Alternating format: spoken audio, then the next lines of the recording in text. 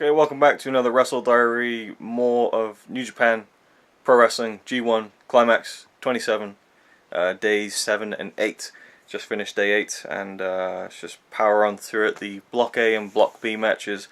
Yoshihashi versus Tomohiro Ishii, day 7. I gave it 4 stars, mostly because of Ishii. I just love Ishii so much. I just love his style, like I've said before. Yoshihashi again, and I've actually spoken to a few people now who said the same thing, where there's just something about him that just doesn't sit right with them, and but he still continues to have pretty damn good matches, but his opponents have been very good as well. We had Zack Sabre Jr. versus Bad Luck Fale, 2.5 out of 5 I gave that one. It was good, it wasn't great, not great. I think Zack Sabre Jr.'s style can work really well with certain opponents, but I don't think he's one of those wrestlers who can have a great match with anybody, because his style is so specific. I don't feel like Zack Sabre Jr. is very adaptable in that sense, but this one was just okay. Togi Makabe versus Kota Ibushi, 3.5 stars. Not as good as the typical Kota Ibushi match, I guess, but it was hard hitting and a pretty decent match.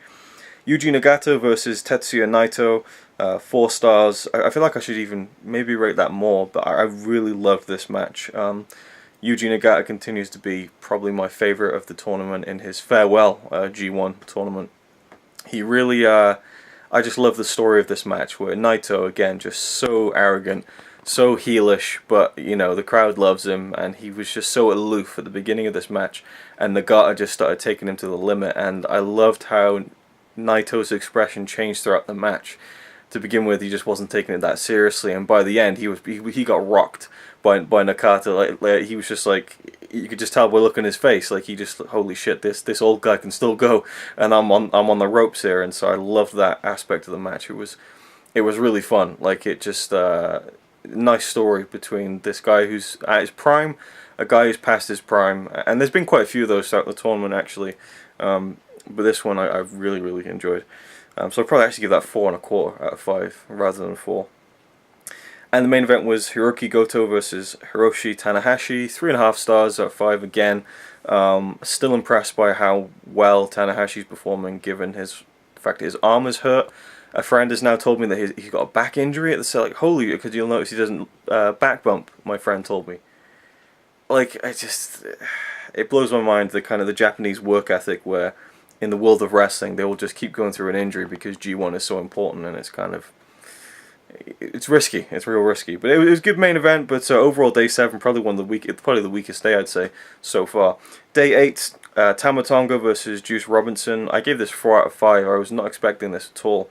Really good match. Not very long, but just everything was crisp. It flowed. It had a good back and forth story to it. You know, the heel, the face, Juice just got this great babyface fire, like I've been saying, and I just really liked their chemistry. And that cutter move that Tama Tonga keeps going for, I'll be damned if everyone hasn't got 8 different ways to counter it, because he never seems to hit that damn cutter, or at least he gets it countered so easily.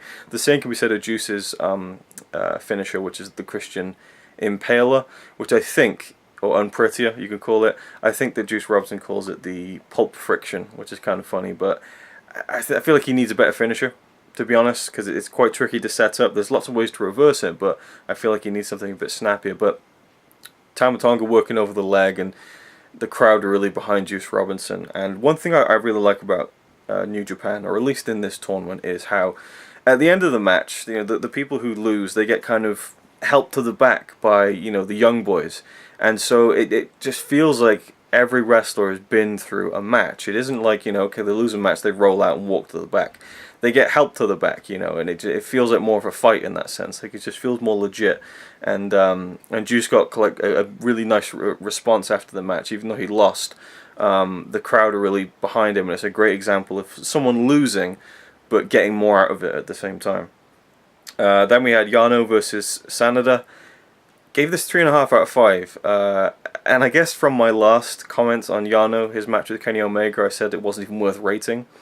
People have been giving me a little bit of a hard time, saying, oh, Yano, yeah, he's there to kind of, give the other wrestlers a break and have a fun, entertaining match. Not every match has to be the same. I agree with that completely. I just didn't like the Kenny Omega match. I just didn't like the style of the comedy in that match. However, the comedy in this match I really enjoyed.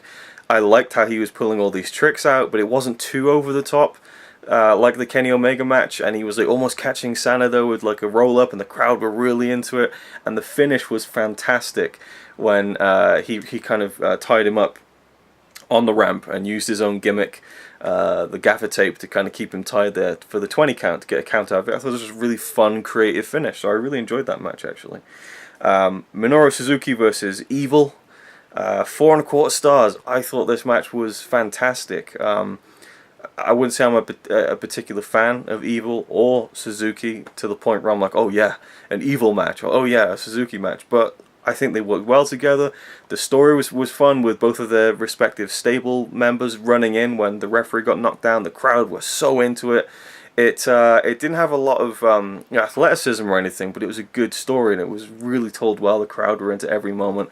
I thought it was a really damn good match actually. And I'm kind of convinced that Suzuki is probably like a murderer in his free time. Like that guy, I just don't buy that it's an act. I think he is legitimately a nutter and is probably capable of anything. Satoshi Kojima versus Kazuchika Okada, 4 out of 5. Really good match. Crowd were really into Kojima. Like they were booing Okada quite heavily throughout the match. I don't know whether he's in the process of turning heel, whether he already has, but like, he seems to be getting booed more and more as the tournament goes on, and he was kind of embracing it a little bit here. And I don't know whether it's just the fact that Kojima, again a veteran, is so loved by the crowd, and that's why they were just, you know, fuck Okada, we just want to cheer for Kojima. I don't know. It told a good story with him beating down on Kojima, kind of the younger kind of guy in his prime, beating up the veteran and not really taking him too seriously because he's old and he's past it. But Kojima was hanging in there and he started taking the fight back to Okada.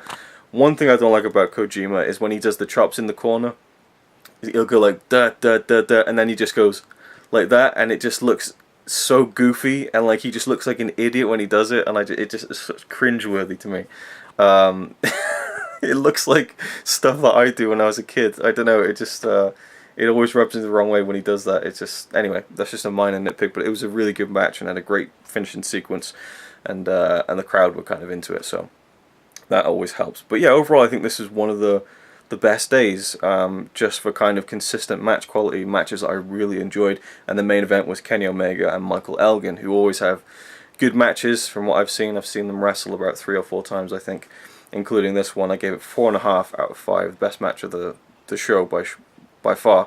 I think that they could have done better with the ending sequence, because the match it was like one of those Kenny Omega epics where it just kept going on and on. They hit these massive moves on each other, and they kick out, and it would go, and you'd be like, oh, it's definitely over, and they kicked, oh my god, they're going to keep going.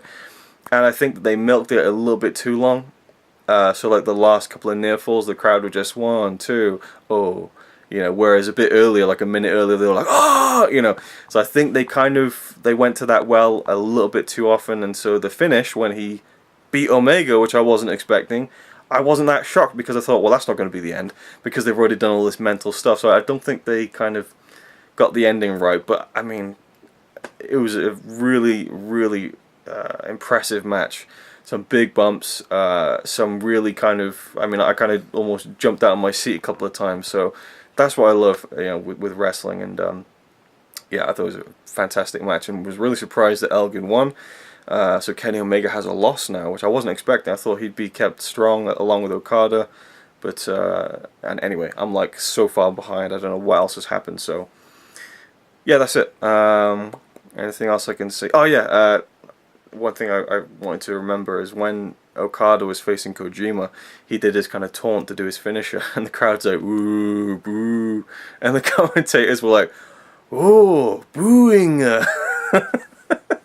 So I don't know, I mean, it sounded like there was a oh, Okada's getting booed.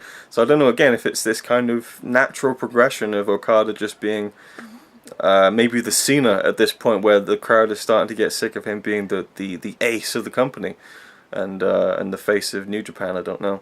I don't know what the story is. I don't know, you know, all the intricacies of the storylines and the ongoing, you know, bits and pieces. So yeah, so Kenny Omega and Michael Elgin, top match.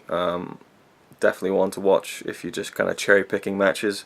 There was a really, what's the word, involving spot where they ripped up the mat on the outside and Omega went for a Hurricane Rana and Elgin caught him halfway. Like, you just thought one of them was going to land on their head and die. Like, it was really sketchy, but thankfully it turned out alright. So yeah, that's it. I'm rambling now, so I'll leave it at that and just get on with days 9 and 10.